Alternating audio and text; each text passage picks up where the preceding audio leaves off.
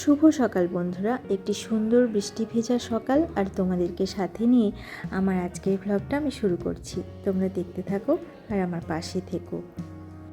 ঘুম থেকে উঠে জানালার ধারে বসে বৃষ্টি দেখছিলাম, অনেকক্ষণ সেখানে বসেছিলাম। এবার চলে এলাম এই দিকের ব্যালকনিতে।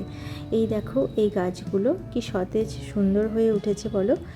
আসলে এই গাছগুলো না ঘরে ছিল, তো ঘরে যখন রেখেছিলাম গাছগুলো কেমন যেন ঝিমিয়ে গেছিলো আর কয়েকটা না মরে গেছিলো। জানি না কেন ওই রকম হয়েছিল, হয়তো জল বেশি দিয়ে ফেলেছিলাম বা আমি যত্ন করতে পারিনি তেমন, তাই খারাপ হয়ে গেছিলো। এখন বাইরে রেখে দিয়েছি বেলকনিতে, এগুলো এখন ঠিকই আছে। হালকা রোদ হালকা বৃষ্টি আসে, তো সেই কারণে বেশ ভালো হয়েছে। আর এখন আমি চলে এসেছি এই দিকের বেলকনিতে। এখানেও দেখো ফুলের গাছ আছে আর এমনি গাছও আছে। এই গাছগুলো আমি বাড়ি থেকে নিয়ে এসেছিলাম, আগেও বলেছি। দোপাটি ফুলের গাছটা তো ফুল ফোটা অবস্থাতেই আমি নিয়ে এসেছিলাম, দু একটা করে ফুটছিল ফুল, এখনও ফুটছে দেখো। আর অপরাজিতাটা ছোট ছিল, সেটা ধীরে ধীরে বড় হয়েছে, সেটাতে ফুল ফুটবে কবে সেই অপেক্ষায় আছি। আর এদিকের গাছগুলোও দেখো অনেক সুন্দর হয়েছে।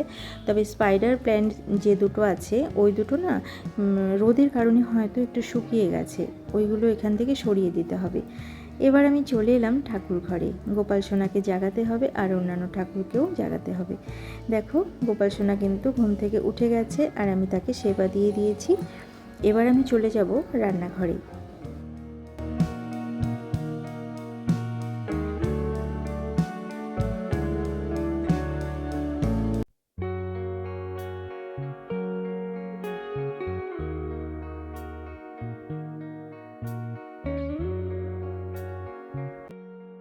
তার আগে আরেকবার চলে এলাম এই যে, দেখি বাইরে বৃষ্টি কমলো কি না। না, বৃষ্টি কমার কোনো লক্ষণ আমি দেখছি না।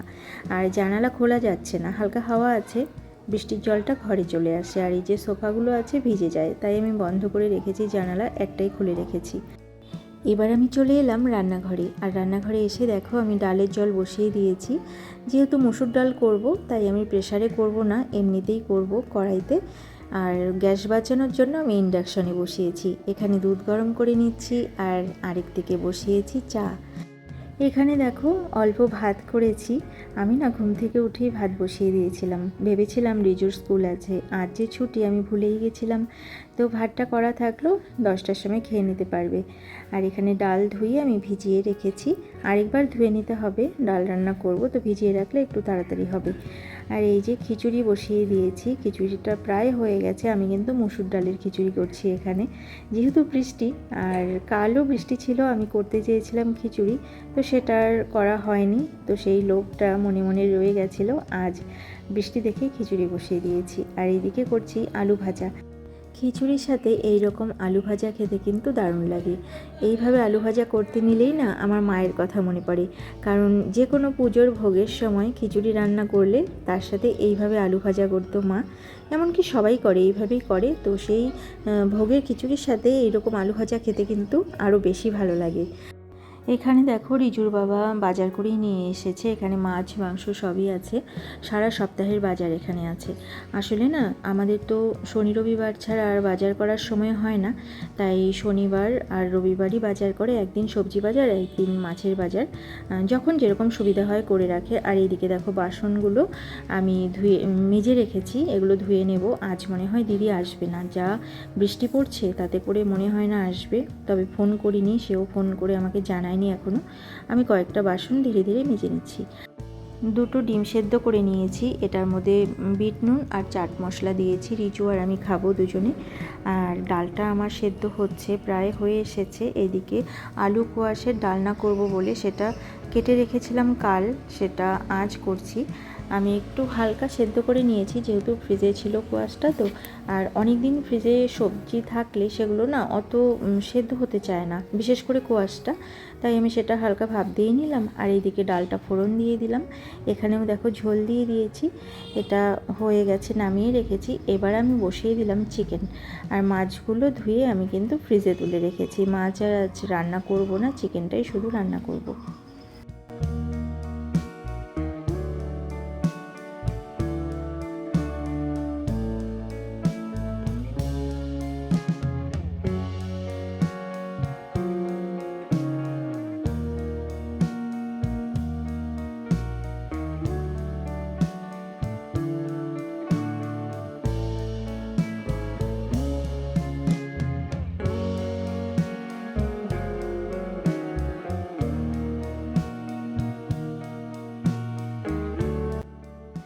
স্নান করে চলে এলাম ঠাকুর ঘরে। আমার কিন্তু রান্নাবান্না সব কমপ্লিট হয়ে গেছে, আর ঠাকুরের বাসনগুলোও আমি মেজে নিয়েছি, ফুল তুলে এনেছিলাম, আর তার সাথে তুলসী পাতা, বেল পাতা সবই তুলে এনেছি।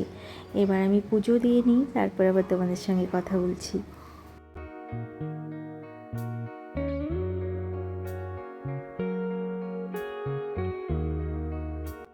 বন্ধুরা, আমার কিন্তু পুজো দেওয়া হয়ে গেছে, প্রসাদটা এখনও তোলা হয়নি, এই মাত্র আমি তুলসী তলাতে ফুল জল দিয়ে এলাম। এবার আমি প্রসাদটা তুলে গোপাল সোনার মুখটা মুছিয়ে দেব। তার আগে ভাবলাম তোমাদেরকে একটু গোপাল সোনার ভোগ দর্শন করিয়ে দিই।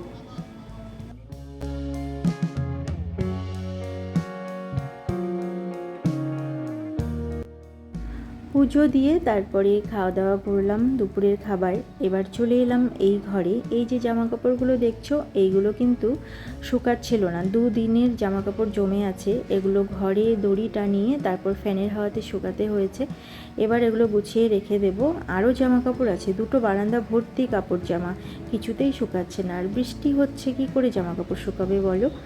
আর এগুলো গুছিয়ে রেখে একটু রেস্ট নেব। রিজু পড়তে বসবে, ওর পড়াগুলোও একটু দেখতে হবে। তারপর তোমাদের সাথে আবার দেখা হচ্ছে সন্ধ্যের সময়।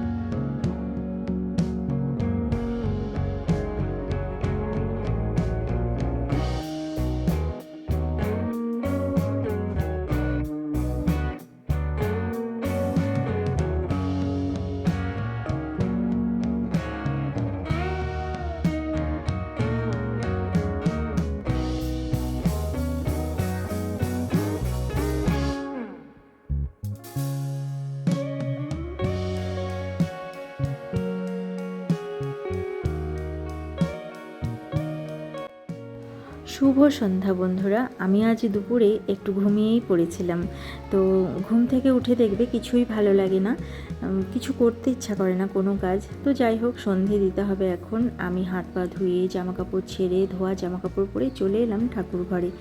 আর একটু আগেই এসেছি, সন্ধে এখনও হয়নি, মানে সন্ধে দেওয়ার সময়টা হয়নি এখনও।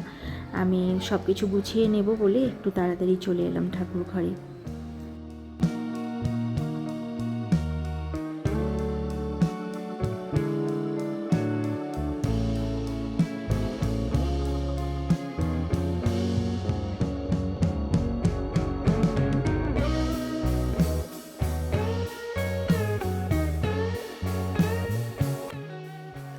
আমার কিন্তু সন্ধে প্রদীপ দেওয়া হয়ে গেছে। এবার আমি চলে যাব রান্নাঘরে, চা বসাতে হবে। রিজু, আমি, ওর বাবা 3জনেই চা খাবো। রিজু পড়া থেকে এসেছে, তারপরে ওকে আর কিছু দেইনি খেতে, এখন চা খেয়েই ও আবার পড়তে বসবে। রিজুকে আনতে যাওয়ার সময় ওর বাবাকে বলে দিয়েছিলাম কিছু পুজোর জিনিসপত্র নিয়ে আসতে, তো সেগুলোই নিয়ে এসেছে। এই যে দেখো বেলপাতা, আমার যে বেলগাছ আছে সেটা ছাদের ওপরে টবের মধ্যে, তো সেটা খুবই ছোট, আর সেই গাছের থেকে আমি যদি অনেকগুলো করে পাতা তুলি তাহলে সারা বছর আর পুজো দেওয়ার জন্য পাতা থাকে না। যেহেতু এখন শ্রাবণ মাস, বেলপাতাটা একটু বেশি পরিমাণে লাগে, তাই আমি বলেছিলাম পাতা কিনে আনতে, তো নিয়ে এসেছে। আর এখানে আছে পিতাম্বরী, আর আছে কর্পূর, তো একটা কৌটোর মধ্যে আছে, আর একটা দেখো ওই যে এই প্যাকেটের মধ্যে আছে, এটা খুবই অল্প। আর ধূপকাঠি এনেছে, তার সাথে এনেছে ঠাকুরের সলতে। এই যে এই ধূপকাঠিটা এই প্রথম নিয়ে এলো, একটু পরে যখন গপুকে শয়নে দেব তখন এই ধূপকাঠি জ্বালাবো, দেখবো তো গন্ধটা কেমন, মনে হয় ভালোই হবে। আর এই যে ঠাকুরের সলতে আছে এখানে, তো ঠাকুরের এইসব জিনিস আমি আনতে বলেছিলাম, শেষ হয়ে গেছিলো, সেগুলো নিয়ে এসেছে। আর এবার আমি চলে যাব আবার ঠাকুর ঘরে, ঠাকুরকে শয়নে দেব, তারপরে এই যে এই জিনিসগুলো গুছিয়ে রাখতে হবে। আজকের মতো ভ্লগটা এখানেই শেষ করছি। আবার অন্য কোনো দিন অন্য কোনো নতুন ভ্লগ নিয়ে তোমাদের সামনে হাজির হয়ে যাব। ততক্ষণের জন্য তোমরা ভালো থেকো, সুস্থ থেকো, আর হাসি খুশি থেকো। আমার এই ভ্লগটা যদি তোমাদের ভালো লেগে থাকে তাহলে একটা লাইক করে দিও। আজকের মতো এখানেই আসছি, ভালো থেকো তোমরা সবাই।